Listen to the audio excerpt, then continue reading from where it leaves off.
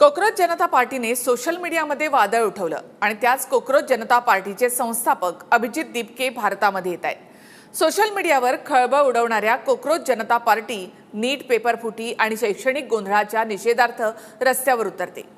Cockroach जनता पार्टीचं हे पहिलंच खरं तर आंदोलन आहे।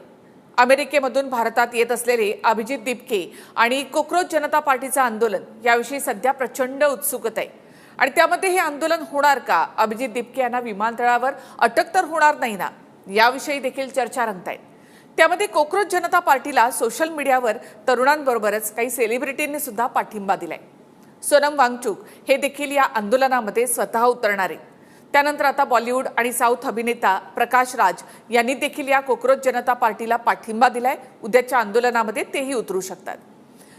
मुख्य न्यायमूर्तींनी केलेल्या एका टिप्पणीमध्ये बेरोजगार तरुणांची तुलना कोकरोच अशी केली होती आणि या विधानामुळे नाराज झालेल्या आणि बेरोजगार असलेल्या तरुणांनी याला एक व्यंगात्मक अशी चळवळ म्हणून ऑनलाईन प्लॅटफॉर्मवर मोठ्या प्रमाणामध्ये व्हायरल केलं। देशभरातील विविध परीक्षांमधील नीट, सीबीएसई गैरव्यवहार आणि पेपरफुटी या घटनांमुळे हे आंदोलन आक्रमक झालं। सीजेपी केंद्रीय शिक्षण मंत्री धर्मेंद्र प्रधान यांच्या राजीनाम्याची मागणी करते।